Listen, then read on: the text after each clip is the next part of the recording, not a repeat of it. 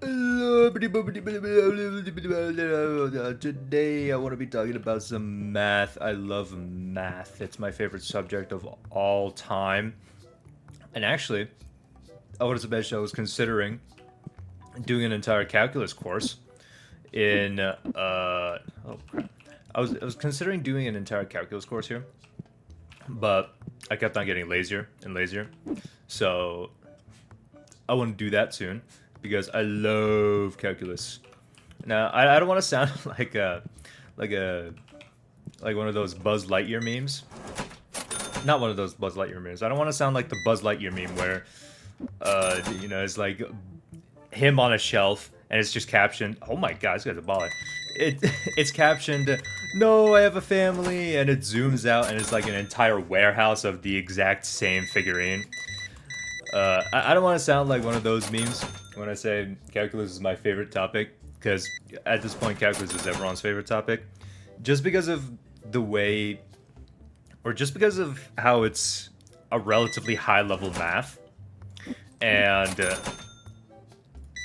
despite being, higher level math, it's easy enough that most college students in the engineering department will understand. And there's like a sort of simplicity to that kind of math where most engineering students relating to, oh my god, most engineering and computing students will just understand calculus at a base level because they have to take some form of it in their curriculum. And with like so many people going into engineering, a lot of like especially college or especially the freshman and sophomore year students just know a ton about calculus. But I love calculus because it's it's the first quote real math end quote that I've studied, and honestly, I like a lot about it. I love a lot about it.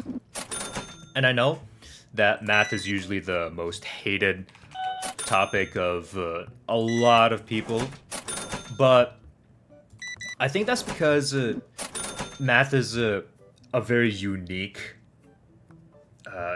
is a very unique subject in a sense that, well, as soon as you need to start math and not fall behind anywhere, because the moment you fall behind on one topic of math, then basically you're behind entirety of for the entirety of your studies.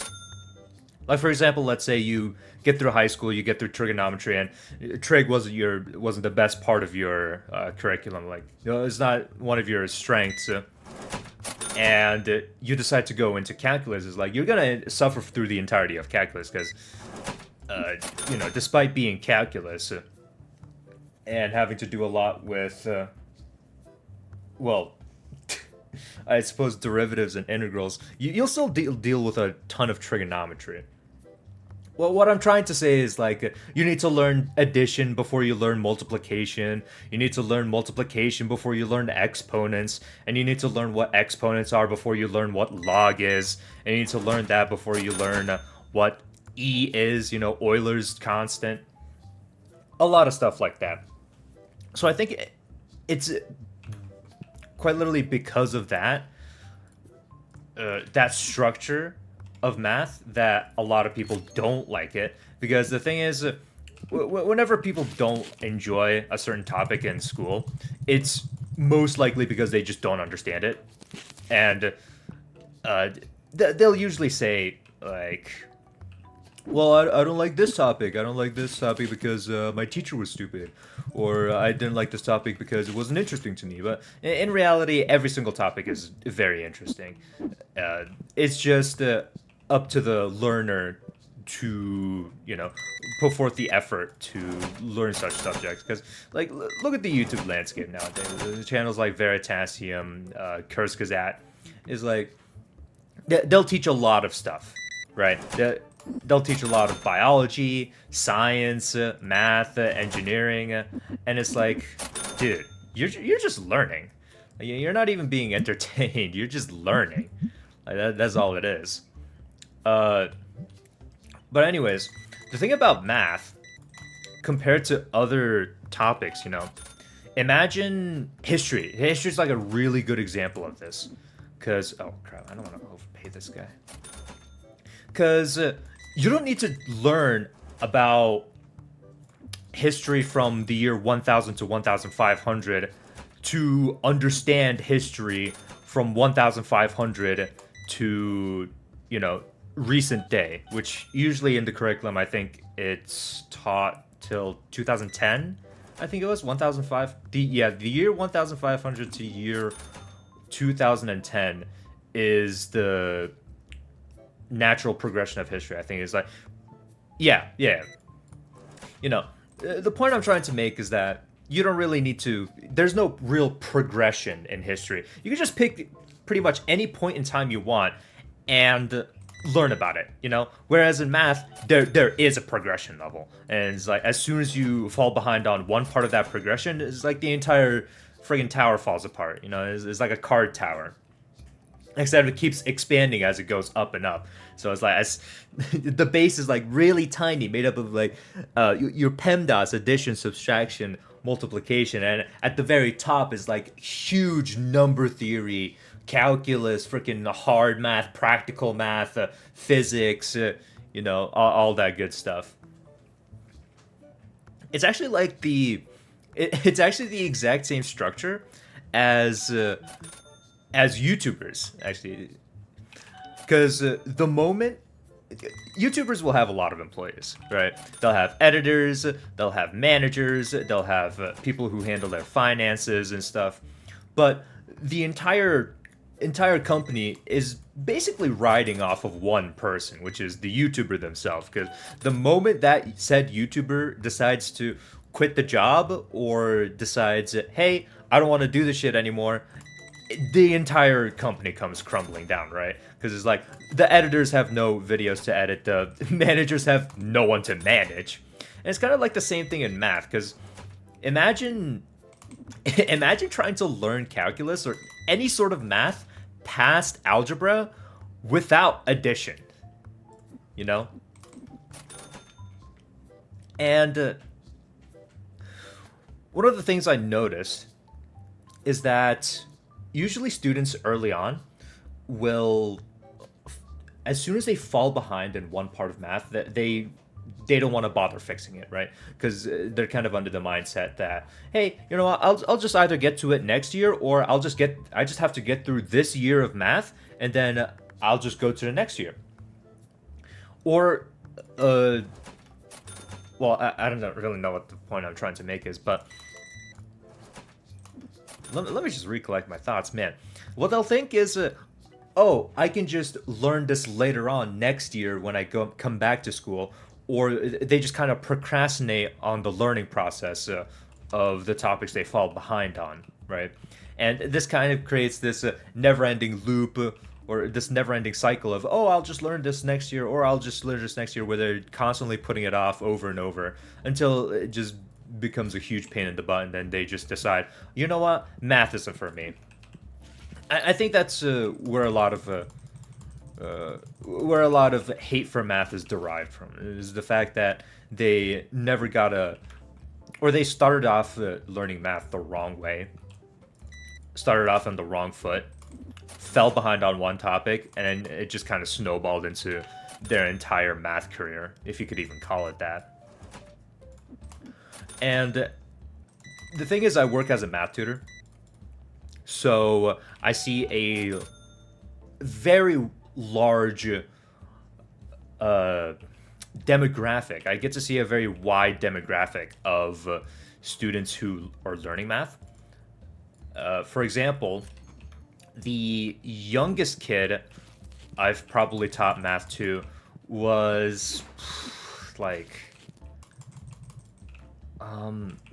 actually, they're a lot more common.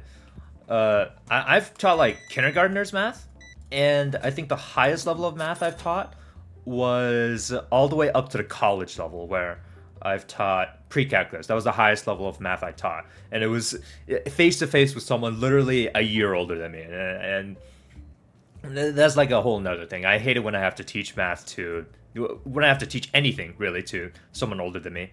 it just kind of feels weird because the thing is, it's a whole thing with my culture. But what I'm trying to say is, a lot of these demographics I noticed is that exact thing I said. The reason they hate math is they just fell behind on one certain topic. They never built up that topic, and as the years went on, where they're pushed over to the next year of school over and over again until they reach a point where they're, for example, learning about algebra 2 and they still haven't developed their skills in logarithms, or maybe they haven't developed their skills in square roots and stuff like that. And what this culminates to is just this deep-rooted hatred in math, where the student tries to justify their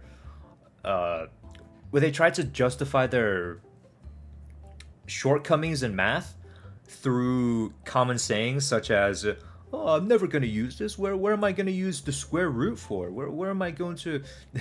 It's those memes where it's like, another day where I don't have to use sine, cosine, and tangent, and it's just this picture of this guy who's enjoying his life.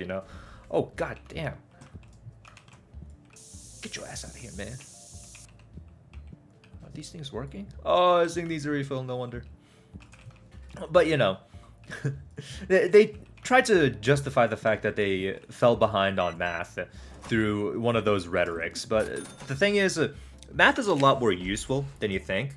And even if you don't agree with me, I think that a lot of the other subjects are also pretty useless, but it's just due to the nature of how math generally is, not a lot of people are inclined to use those arguments against the other topics, such as science or history, compared to math, because those other topics are just really easy to get into. Like as I said with the history example, you could just start learning about history from 15th century all the way up to present day without having to take history from the year 0 to 1500, right? And that's kind of where I think a lot of the subjects lie, because it's just memorization. That's all I'm trying to say. All the other topics subjects are pure memorization, so it's really easy to get into said topics when you don't have prior knowledge, whereas math, you need a lot of prior knowledge, and you need to retain that prior knowledge throughout the years, throughout the summer, which gets really hard for certain kids, and makes it easier to fall behind on certain subjects, and the moment that happens, it's when basically their entire run of math is just Jover. Is Jover. There's nothing they can do about it. But I think that's where a lot of the hate for math lies. Because I'm just repeating myself. I literally said that like just a little bit ago. But yeah. But the thing is, that's what I love about math. Because the way that it's structured, in this like progression type way, makes it so that if you forget a memorized fact in mathematics, you can just figure it out yourself by either brute forcing it, plugging in random numbers, or just deriving it from other equations you remember. Like, for example, my favorite proof of all time, just because of how easy it is to understand, how many people can understand it, and how quick and simple it is to describe it, is the fact that the distance formula is derived from the Pythagorean theorem. So actually, let me just pause this game and open up Clip Studio Paint, because I just want to show you guys this, in case you don't know. I mean, some of you guys may know, who knows. But if I were to explain it, we have the Pythagorean theorem, which is, let me draw a better A. A squared plus B squared equals C squared, where it is a right triangle, and A represents this side, as in the adjacent side. Get it? A for adjacent. B for the opposite side, and C for the hypotenuse, right?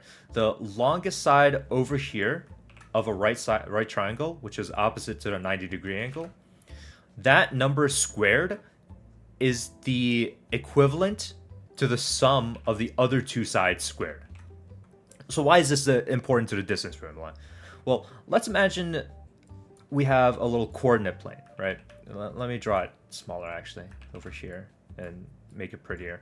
Let's say we're trying to get the distance from this point over here to this point over here, right? And to do that, well, we need... Let's just draw a triangle, right? Let's just draw the distance from this point over to that point, and let's draw it like this. So it gets really cool, right? That now you've made a triangle. We definitely know what this point is, and we know the location of this point as well. So how do we relate this to A and B, right? A, B, and C. We're trying to figure out what C is. So let's put this in the equation. We know A squared, B squared, and C squared. How about we write A in terms of X? Because this is on the horizontal axis, right? Which is the X-axis. So to figure that out, from this point to this point, simply, we're just going to subtract x2, which is the x value of this point right over here, which is, you know, this line, which is going to be, you get the point, man. It's going to be x2 minus x1, and x1 is obviously referring to the x value of this point right over here. This is going to be A. So let's substitute that in for A, right? Let's write A as x2 minus x1. And how about we write B in terms of y? Oh, right, I forgot the square here.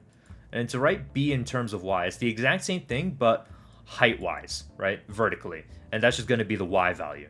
So it's going to be y2, as in the y value of this point, minus y1, which is going to be the y value of this. Oh, I just realized I didn't mention the reason we're subtracting the x and the y values is because we're getting the distance between them, right? So for example, if this point had a negative 2 x value and this point had a value of 2, then plugging those values back in here, we'd end up with 2 minus negative 2, which is the same as 2 plus 2, which would equal 4. So basically this number 4 means that from here all the way over to here, which is the horizontal difference between this point and this point, is going to be equal to the number 4. Okay, so now that we've established this, we've written A and B in terms of x and y, which we know on the coordinate plane. How about we try and figure out C, right? Is equal to C squared. Oh, let's get rid of this square right over here. So the opposite of a power is going to be a root, or the way you undo a power is through a root, right? So we're going to take the second root of both sides of the equation, which, you know, is a pretty valid thing we can do since we're going to be applying it to both sides. Let me just do this real quick. Okay, here we go. So when we square root both sides, this square root and this square is going to cancel out because it's like the same thing as adding 2 and subtracting 2, right? And we're going to square root this side as well. And what we get here is C is equal to the square root of x2 minus x1 squared plus y squared minus y1 squared. This is the distance formula, and if you don't believe me, if we just search up distance formula, and there you go, there you have it. So pretty cool stuff, you know. Math is just my absolute favorite topic just because of really cool tidbits like this. Actually, a really funny story about my job as a math tutor. The way I got hired was, well, I had to take a math literacy test, right? The way the place I work at does math tutoring, or at least the hiring process, is that people will take a math placement test before they're even considered to be hired, right? And the at least the minimum is that you have to get 70% score or higher to even be considered to be hired. And it covers a lot of math from, simple addition and subtraction all the way up to what was it? High school math? I think it was basic algebra, actually. No, it goes in, it touches a little bit into algebra 2. Yeah, so it covers algebra 1, it covers geometry, it goes a little bit into algebra 2. And the thing is, this is crazy to admit, but I had forgotten all of the algebraic formulas at that point. So, I was going through it basically smurfing, but not really smurfing in a sense that I had forgotten half of the shit I was looking at. And I was like, dude, what the hell is this voodoo shit? Because I had forgotten literally all of my power rules, all of my log rules. So what I did was midway through the placement test at the place I work at now, I was fucking proving. I was writing proofs for I was writing proofs for equations like midway through the test to figure out what the hell was going on. I was like, crap, dude, I forgot the distance formula. How do I figure that shit out? And midway through, I was literally doing this exact thing. I'm like, oh right, that's the distance formula. I don't know, like, dude, what was the rule for adding exponents? Oh right, it's this. So that was like a really wonderful thing, and it's just things like that that make me really enjoy math. It's because, dude, you could just figure out shit whenever you want, or you could just, as long as you know the basics of math, you can just figure it out as you go. Hold up, how do I? Oh, right. You don't really need to memorize anything, really, because, like everything in math, I'm talking about every single equation, even the infamous quadratic formula, right? That quadratic formula was derived from another equation, like, believe it or not. And it was something I learned from one of the other instructors there too. I was like, oh dude, that's really cool. Where was it? Quadratic formula proof. Yeah, right over here. So this little equation at the top here, ax squared plus bx plus c equals 0. The part before the equals 0 is just the basic form of a quadratic, right? So if I were to go into desmos.com/graphing, not scientific, for example, let's just graph x squared plus, I don't know, 4x plus 4, right? So you can see over here, this part, the x squared part, is the ax squared, where in this case, our a is going to be equal to 1. You have the x squared. This is the bx part, where the b is the 4 right over here, and this is our constant, right, plus c. You get the idea. So this is the basic building block of a quadratic equation, and people proved that through like a bunch of algebra, like you can see over here, divide both sides by a. We gotta move over the constant over here. We gotta, where did this come from? Oh right, add b over 2a squared to both sides so we can get it into this form. And this is the quadratic formula. It's derived from the literal normal quadratic formula, or the normal what form was this called? I think this is called the standard form of a quadratic equation, right? And it's just really cool stuff like that that make me really enjoy learning about math, because it just builds on itself. It builds on itself. technically, if you really think about it, you don't have to memorize anything in math. Like, oh, dude, another really cool thing that the place I work at teaches little kids is this little strategy called deriving off of known fact or deriving off of prior knowledge. I think it's something like that. I don't know. My fucking center director would get so mad at me if he. Nah, he wouldn't. He's pretty chill. But what we try to teach kids is that you don't have to memorize everything. You just don't. And this is the most obvious when. Oh crap! This is actually supposed to go here. This is the most obvious when you look at or when you're trying to teach kids how to do multiplication, because at first you might think, well, multiplication is just memorization, right? Just memorize your times table, all 144 facts, which is first off incredibly inefficient. Saying enough, a terrible way to introduce someone to math. Well, introduce someone to multiplication, and just inefficient as a method, because it's not even the method that we use, right? So, take for example, 6 multiplied by 5, right? The thought process behind 6 multiplied by 5, you might just say, oh, well, it's 30 because I have to memorize. Because, you know, we as adults have, well, I assume adults or upcoming adults have seen that multiplication so many times that it's just a memorized fact. But for someone who hasn't been exposed to multiplication that much and are seeing it for the first time, they might start freaking out. It's like, well, I don't know what 6 times 5 is, and then they just might sit there and stare at their paper and not ask for help because they feel embarrassed that they don't know that knowledge, which actually is called learned helplessness, which is like a topic for another day. But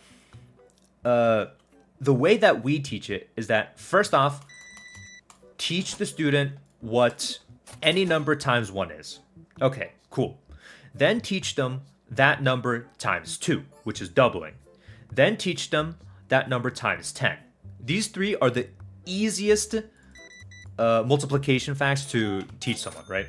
So it's like 213, that number you just saw right there. 213 or 280 multiplied by 1. What is it? 213 is 280. It's literally the number itself. Okay, cool. Super easy, super simple. When you see a number times 2, just think of it as double, right? Add it onto itself. Like, for example, what's this number right over here? 122. Okay, cool. 122. How about 122 times 2? Okay, well, you just add it onto itself. It becomes 244. Cool. Easy enough. Okay, well, now you've learned multiply by 1. Now you've learned multiply by 2. Next is going to be multiplying by 10, which is even easier because you just take whatever number it is and you add a 0 next to it. And if you're dealing with decimals, then you just move over the decimal point one place. Really cool shit, right? Okay, but what can we do with those numbers, right? All right, how about this? 6 multiplied by 5 is half of 6 multiplied by 10. So if you know your times 10s, well, you can just take half of that number. You have that number multiplied by 10 or multiplied by 5. Better yet, you can just take half of the number and then multiply it by 10. It'll work both ways. Like, for example, 6 multiplied by 5, right? All right, let's multiply 6 by 10 first. That's 60. What's half of 60? It's 30. Okay, well, 6 times 5 is 30. Cool. What's half of 6? Half of 6 is 3. 3 multiplied by 10, well, you just add a 0 to the end. 3 with a 0 at the end, that's 30. 6 times 5 is 30. Isn't that really cool? And you can do this with any number, too. Like, for example, let's take 72. What's 72 times 5? Okay, well, let's take half of 72. That's going to be 36. Right? 36, you multiply that by fucking 10 is 360. All right, there you go. 72 multiplied by 5 is fucking 360. Look at how easy that was, right? It's a really good method. And you might be thinking, okay, well, what about 3, 4, 6, 7, 8, and 9, right? Okay, don't worry about it. It gets really easy. So we already know what a number multiplied by 2 is. If we double it again, you get that number multiplied by 4. So for example, let's take 8 times 4, right? what you have to do is just double 8 and then double the result of that. Okay, 8 times 2, that's 16. Double it again, is 32. 8 times 4 is 32. And then guess what? You want to figure out what a number times by 8 is? Dude, double it 3 times, right? So you want to know 8 times 8? Okay, bro, double 8, 16. Double it again, 32. Double it again, 64. There you go, 8 times 8, that's 64. And this might seem inefficient, but in the eyes of a kid who's coming across multiplication for the first time, like literally in their life, it's like a little method to fall back on, because then you make it so that multiplication becomes an actual learning process where you're not necessarily forcing a student to learn memorized facts. You're teaching them a method to fall back on when they forget a memorized fact. It's kind of like a failsafe in a sense, right? And that's way more valuable than just, oh my fucking god, connect. It's way more valuable than just teaching a student to, hey, memorize this. But why? What does this all mean? No, just memorize it. It's just a way better method of teaching, in my opinion. Actually, funny story pertaining to that.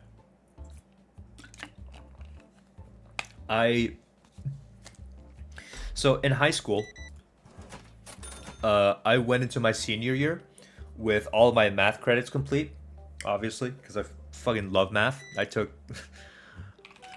I skipped like 2 grades of math while in school, and I was taking fucking engineering programs, and fucking nerd I was back in high school. That's how much I freaking love math. But god damn, you poor ass motherfucker. I went into my senior year with all of my math credits complete. Like I didn't have to take a math class to graduate. So what I decided to do was, okay, screw it, I'm just gonna take AP Calculus for fun, because at that point I had completed literally everything, right? Literally everything leading up to calculus. I had finished pre-calc, algebra 1, 2, geometry. Actually, now that I think about it, I had completed all of my math credits during my junior year, like before going into my junior year. So for 2 years in high school, I didn't have to do any math at all, but I decided to take it anyways. For fun, obviously, because I love math. And to my horror, well, I suppose not immediately to my horror, but the first month of AP Calculus, AB, perfectly fine. Oh my god, the stuff is wonderful, the topic is wonderful, I love derivatives, I love the idea of like piecewise functions, and all that stuff, all that cool stuff, and I'm like excited, right? Excuse me, holy shit. So, one day, I come to school, and that's the day we're going to learn about derivatives, right? And derivatives, really, really cool topic, but the way my teacher taught it to me was so abhorrent. She gave us a piece of paper. Mind you, this is before we knew what derivatives were, right? She gives us a piece of paper and tells us, memorize this, you guys are going to need it later. And I'm like, what the fuck? How are you going to teach someone this? What am I looking at? What is d over dx? What the hell is this? Why is that function got an apostrophe next to it? What am I looking at? X squared equals 2x? No, the hell it doesn't. What the hell is dx? And that was pretty much the breaking point for my time in that class. After that point, I slept every single day in class. I didn't try a single bit. I didn't lift a finger. And every single test, I wrote my name, turned it in blank to the teacher, and said, fuck you. Well, obviously I didn't say fuck you, but like, that was such a shock to me that someone could even do that. Someone could even desecrate my favorite subject matter like that. I was so offended that I just gave up.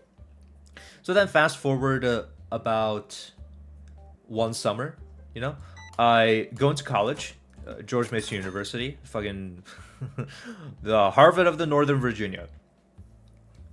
I'm just kidding. That's actually Virginia Tech. But I go into GMU and I take Math 113 with oh god, I forgot his name. Professor who was it? Fairchild. Oh my god, it was Professor Fairchild. God damn. Bless his heart, but he gave too much homework, bro. He gave way too much homework for a college student. But when he introduced us to calculus, or when he just introduced us to derivatives, he showed it to us graphically. He showed it to us through proof, and he showed it he showed it to us algebraically, which was so wonderful. And I'm like, oh my god, this is the future that I missed. This is what my high school class could have been. And I was so upset. I got even more upset at my teacher in high school. I was so pissed off. I'm like, how could you ever teach calculus like this? The formal definition of a derivative, this is like the most peak shit I've ever seen in my life. Formal definition of a derivative for those who know, just fucking wonderful, man. Formal definition of a derivative. What a wonderful, wonderful proof. It's probably my second favorite after the Pythagorean theorem. You know, that was like the start of my calculus, my love for calculus. From that point on, I just loved everything about it.